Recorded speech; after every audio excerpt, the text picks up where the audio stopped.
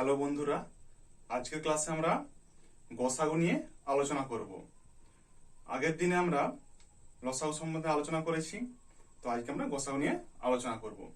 আচ্ছা, লসাগুর যেমন সম্পূর্ণ নাম ছিল, লসাগু একটা তো সংক্ষিপ্ত নেম, তাই লসাগুর সম্পূর্ণ নেম ছিল, সেই রকম একই রকম গসাগুটা একটা সম্পূর্ণ নাম আছে। সেটা কি? যে গরিষ্ঠ সাধারণ গুণনীয়ক। গসাগু আমরা কি বলবো? গরিষ্ঠ সাধারণ গুণনীয়ক। আচ্ছা, আবার কখনো কখনো ইংলিশে গসাগুকে বলা হয় HCF বা GCD। HCF বা GCD, তো HCF GCD গসাগু একই জিনিস, একই ব্যাপার। তাহলে HCF এর ফুল ফর্ম কি? হাইয়েস্ট কমন ফ্যাক্টর, আর GCD এর full form greatest common Deviser. HCF হচ্ছে হাইয়েস্ট কমন ফ্যাক্টর আর GCD হচ্ছে গ্রেটেস্ট কমন ডিভাইজার। তো পরীক্ষাতে যাই বলবো না কেন, HCF GCD গসাগু সব হচ্ছে একই জিনিস, তিনটে জিনিস একই ব্যাপার। তো আজকে আমরা গসাগু নিয়ে আলোচনা করব। গসাগু করতে গেলে দুই বা তার বেশি সংখ্যার যখন আমরা গসাগু করব, তার জন্য আমরা তিনটা রুল শিখবো, তিনটা নিয়ম শিখবো। তো চলো দেখা যাক নিয়ম তিনটা কি কি। আচ্ছা, আমরা তো গসাগুর ফুল ফর্ম দেখেই বুঝতে পারছি যে গরিষ্ঠ সাধারণ গুণনীয়ক। তাহলে গুণনীয়কের সাহায্যে আমরা অবশ্যই বের করব। ফার্স্ট কি? আমরা প্রথম পদ্ধতিটা গুণনীয়কের সাহায্যে। প্রথম পদ্ধতি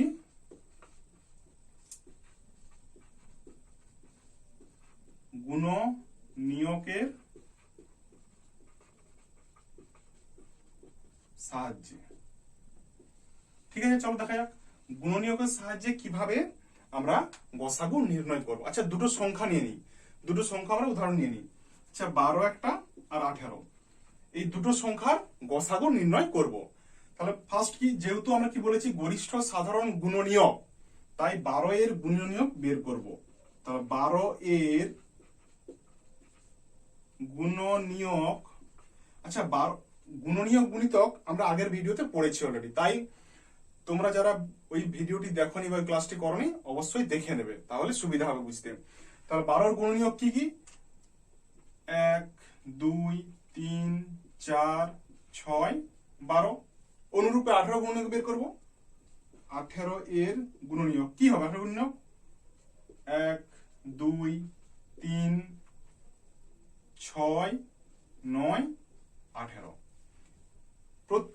এগুলো হচ্ছে প্রত্যেকটাই হচ্ছে 18 গুণনীয়ক, আর উপরেগুলো হচ্ছে 12 গুণনীয়ক। আচ্ছা, আমরা তো গুণনীয়ক তো বের করলাম, কিন্তু গুণনীয়ক তো বের করলে তো শুধু আমার গসাগু হবে না, তাই আমাকে গসাগুর ফুল ফর্ম কি? যে গরিষ্ঠ সাধারণ গুণনীয়ক। তার গুণনীয়ক বের করেছি। সেকেন্ড কি? সাধারণ, একদম রসাগুর মতোই। তাহলে সাধারণ কি? কোনগুলো সাধারণ, কমন কি আছে এর মধ্যে? এখানে 1 আছে, এটারও 1 আছে, এটারও 2 আছে, 2 আছে, 3 আছে, 3 আছে, 4 আছে, এখানে কিন্তু 6 আছে, তাই 4 6 কোনটাই কমন নয়, কিন্তু 6টা এখানে আছে, তাই 6টা এটার কমন, অতএব এখানে আছে তাই কমন। 4টা এখানে আছে, কিন্তু 4টা এখানে নেই, তাই 4টা কমন নয়, কিন্তু 6 এখানে আছে, 6 এখানে আছে, তাই 6টা কমন। আচ্ছা, আর কি পাবো? আর পাবো না। তো তাহলে আমি কিন্তু সাধারণ যেগুলো আছে, কমন যেগুলো আছে, সেগুলো কিন্তু আমি পেয়ে গেলাম। সাধারণ তাহলে কি পেয়েছি? 1 2 3 6, এগুলো হচ্ছে সাধারণ গুণনীয়ক পেয়েছি। কিন্তু বড় কথা হচ্ছে গরিষ্ঠ ব্যাপারটা কি? গরিষ্ঠ মানে সব থেকে বড়, গরিষ্ঠ মানে সব থেকে বড়, হাইয়েস্ট। যেটা এই যে সাধারণ গুণনীয়ক পেয়েছি, এর মধ্যে কোনটা সব থেকে বড়? এর মধ্যে 6টা অবশ্যই সব থেকে বড়, সবাই বুঝতে পারছো। অতএব নির্ণয় গসাগু হচ্ছে 6। অতএব 12 ও 18 এর নির্ণয় গসাগু সমান 6। ঠিক আছে, তো কি করলাম? কি ফার্স্ট হচ্ছে গুণনীয়ক বের করলাম। সেকেন্ড, এই যে গুণনীয়ক গুলো বের করলাম তার মধ্যে কমন কি কমন আছে, কমনটা বের করলাম। কমনটা আমি এখানে লিখলাম। কমনের পরেও যে গরিষ্ঠ মানে সব থেকে বড়, যেটা হাইয়েস্ট কোনটা, হাইয়েস্ট কমন কোনটা? 6 হচ্ছে সব থেকে হাইয়েস্ট কমন, তাই 6টাই হচ্ছে আমার অ্যান্সার। অতএব 12 ও 18 এর নির্ণয় গসাগু 6। আচ্ছা, এরকম ভাবে তোমরা 3টা উদাহরণ নেবে, 3টা উদাহরণ নিয়ে প্র্যাকটিস করো বাড়িতে, কিংবা 3টা 4টা 5টা যা খুশি, মানে 2 এর বেশি সংখ্যা কিংবা 2টা সংখ্যা তোমরা বাড়িতে উদাহরণ নিয়ে প্র্যাকটিস করবে। ঠিক আছে। আচ্ছা, এরপরে আসছি আমরা সেকেন্ড পদ্ধতি। এরপর আমরা কি দেখবো? আচ্ছা, ফার্স্ট পদ্ধতিটা আপাতত আশা করি বোঝা গেল সবারই। আচ্ছা, আমরা সেকেন্ড পদ্ধতি যাব।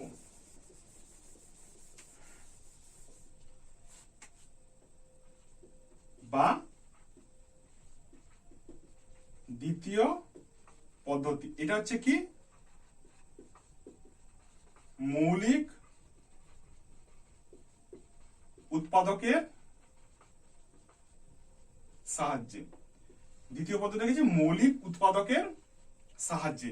আচ্ছা, মৌলিক কি কি উৎপাদক থাকবে সেইগুলো নির্বাচন করে আমরা গসাগুটা নির্ণয় করবো। আচ্ছা, এই জন্য আমি দুটো উদাহরণ নিয়ে নিচ্ছি। আচ্ছা, একটা উদাহরণ হচ্ছে 66 আর একটা 84। 66 আর 84 এগুলো হচ্ছে আমি মৌলিক উৎপাদকের সাহায্যে গসাগু নির্ণয় করব। আচ্ছা, মৌলিক উৎপাদকে আমরা লসাগু নির্ণয় করেছি দুরকম পদ্ধতিতে। একটা কি করেছিলাম, প্রত্যেকটা সংখ্যাকে আলাদা আলাদা উৎপাদক করেছিলাম, আবার যতগুলো সংখ্যা ছিল দুটো কিংবা তিনটে সেগুলোকে একসঙ্গে করে একটা করেছিলাম। তো আমি এখানে দুটো পদ্ধতি দেখাবো। আমি ফার্স্টের পদ্ধতিটা করছি 66। তাহলে 66 মৌলিক উৎপাদক কি হবে? 2 33 66, 3 11 33। তাহলে অতএব 66 সমান বলতে পারি কি 2 ইন্টু 3 ইন্টু 11। বুঝা গেল? অনুরূপে 84 84 করবো মৌলিক উৎপাদকের সাহায্যে। 2 4 8, 2 2 4, 2 2 4, 2 1 2, 3 7 21। তাহলে 84টা কত? 84 সমান 2 ইন্টু 2 ইন্টু 3 ইন্টু 7। তাহলে আমরা কিন্তু উৎপাদকের সাহায্যে আমি বের করলাম, উৎপাদকের সাহায্যে সংখ্যা দুটোকে বের করলাম। এবারে গসাগুটা কি হবে, আমার অ্যান্সারটা কি হবে? আচ্ছা, এদের মধ্যে কি কি কমন আছে আমি দেখবো। এখানে 2 আছে, এখানেও 2। আচ্ছা, এখানে 3, এখানেও 3 আছে, কিন্তু বাকি 11 এখানে নেই। এখানে 7 আছে, এখানে নেই। এখানে 2 আছে আর নেই। তো নির্ণেয় গসাগুটা হবে আমার এই দুটোর গুণফল। অতএব নির্ণেয় গসাগু সমান 2 ইন্টু 3 সমান 6। কি করলাম? মৌলিক উৎপাদকের সাহায্যে কি করলাম, যে আমরা 66কে মৌলিক উৎপাদকে ভাঙলাম এবং 84কেও মৌলিক উৎপাদকে ভাঙলাম। এবারে দেখবো ওই যে উৎপাদকগুলো পেলাম তার মধ্যে কোনগুলো কমন থাকবে। যেগুলো কমন থাকবে সেগুলোর আমি গুণফল নির্ণয় করব। ঠিক আছে? আচ্ছা, এটা একটা উদাহরণ নিলাম। তো আরেকটা আমি নিয়ে নিচ্ছি, 2 নম্বর একটা উদাহরণ নিচ্ছি। সাপোজ 12 18 24। ঠিক আছে? আচ্ছা, এইটাকে আমি কি করব, এই উদাহরণটাকে আমি ওই একসঙ্গে করব। ঠিক আছে? এটা আমরা আলাদা আলাদা মৌলিক উৎপাদক করে করেছিলাম ভেঙে, কিন্তু এটাকে একই সঙ্গে করব। একই সঙ্গে একটু দেখে নাও কি করব। ঠিক আছে? তো আচ্ছা, দেখো এখানে 12 18 24। তো প্রত্যেকটাই এই তিনটা সংখ্যা লিখেছি, এমন মৌলিক উৎপাদক আমাকে নিতে হবে যাতে তিনটা সংখ্যাকে ভাগ যায়।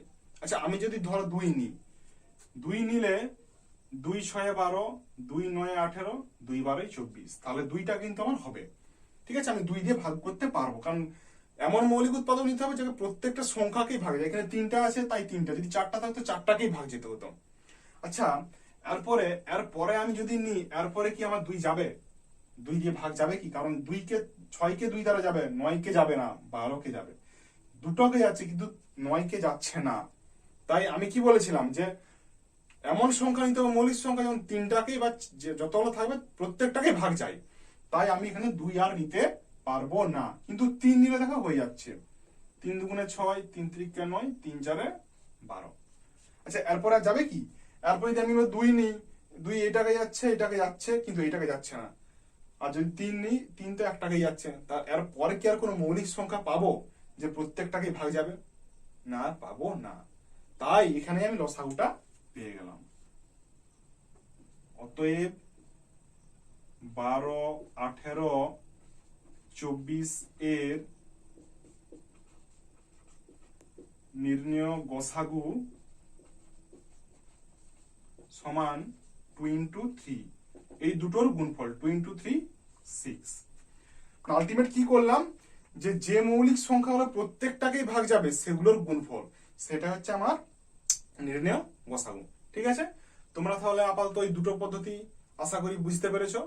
এবার চলো দেখা যাক শেষ পদ্ধতি বা 3 নম্বর পদ্ধতি। 3 নম্বর পদ্ধতিটা কি আছে।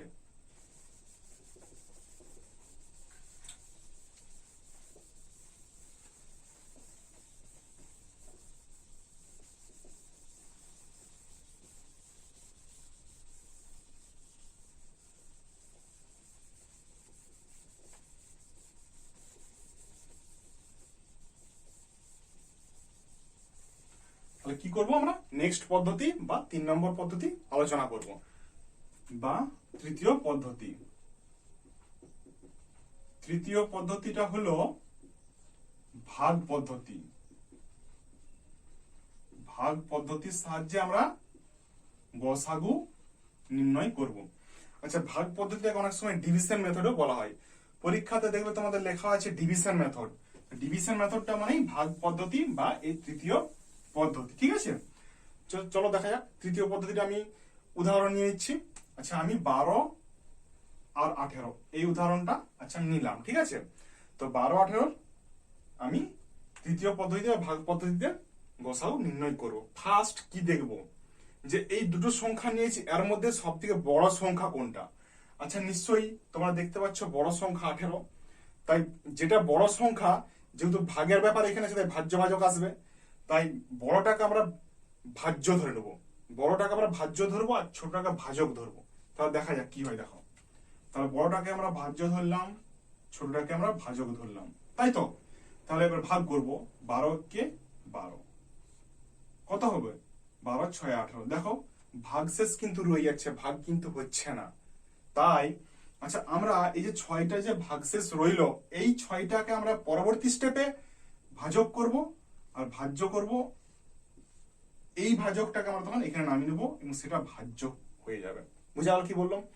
যে ভাগশেষটা রইলো সেই ভাগশেষটাকে পরবর্তী স্টেপে ভাজক করলাম, আর প্রথম স্টেপে যেটা ভাজক ছিল সেটা পরবর্তী স্টেপে ভাজ্য হয়ে গেল। তাহলে এবার কি করবো, 6 দুগুণে 12। দেখো এইখানে কিন্তু ভাগটা মিলে যাচ্ছে, মিলছে। তাই অতএব এই যে 6 দ্বারা ভাগ করতে ভাগটা মিলছে, 6টাই হচ্ছে নির্ণেয় গসাগু। অতএব নির্ণেয় গসাগু সমান,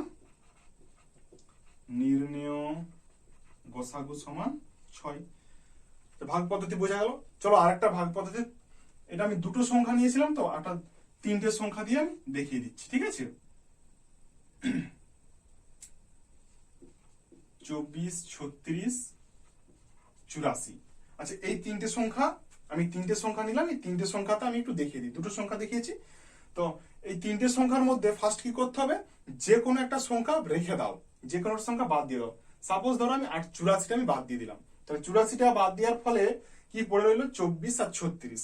তাহলে এবারে দুটো সংখ্যা পেলাম, এই দুটো সংখ্যার মধ্যে কোনটা বড় আমি দেখবো। দুটো সংখ্যার মধ্যে নিশ্চয়ই 36টা বড়, 24টা ছোট। তাহলে 36টা আমার ভাজ্য হবে, 24টা ভাজক হবে।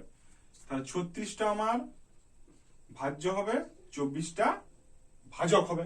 তাহলে 36কে আমি 24 দ্বারা ভাগ করবো। 24 একে 24 কত হবে, 4 5 6 4 2 6 12 হলো।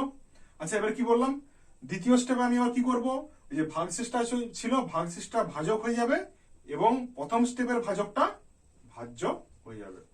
12 দুগুণে 24, ভাগ কিন্তু এখানে মিলে গেল।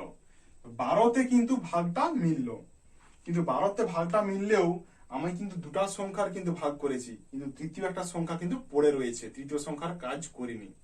তাই কি করব, এই দ্বিতীয় যে এই 12 যে সংখ্যাটিতে ভাগটা মিললো, এই 12 দ্বিতীয় ক্ষেত্রে আমার 84 দিকে আমি ভাগ করব, তখন কি হবে, 12টা আমার ভাজক হবে এবং 84টা ভাজ্য হয়ে যাবে। কি বললাম বুঝা গেল? 12টা ভাজক হবে, 84টা ভাজ্য হয়ে যাবে। 12 সাথে 84, এখানে দেখো বন্ধু একেবারেই মিলে যাচ্ছে একটা স্টেপে। যদি না মিলতো আমি পরের স্টেপ আর করতাম। তাহলে দেখো আমার নির্ণেয় ভাগ ভাগ মানে কি বলবো, এটা এখানে গসাগু কত পেলাম। এখানে যেহেতু ভাগশেষ তো নেই, এখানে তো ভাগশেষ তো আমার নেই, ভাগশেষ থাকছে না, আমার ভাগ কমপ্লিট হয়ে গেছে। তাহলে আলটিমেট আমি কি পেলাম, নির্ণেয় গসাগুটা হচ্ছে আমার 12। অতএব 24 36 84 এর নির্ণেয় গসাগু সমান 12। ঠিক আছে, আশা করি তোমাদের বোঝা গেছে এই 3টা পদ্ধতি। তোমরা বাড়িতে যে কোনো উদাহরণ নেবে, 3টে বেশি 4টা 5টা যে কোনো সংখ্যা নেবে, নিজেরা করবে, প্র্যাকটিস করবে, আর বুঝতে পারবে। ঠিক আছে, তো এই পদ্ধতিগুলি তোমরা ভালোভাবে বাড়িতে প্র্যাকটিস করো। ঠিক আছে, যেহেতু আগের দিন আমরা লসাগুর কিছু শর্ট ট্রিক্স পদ্ধতি বলে দিয়েছিলাম, পরের দিনও আমরা সেরকম গসাগুরও কিছু শর্ট ট্রিক্স পদ্ধতি তোমাদেরকে বলে দেবো।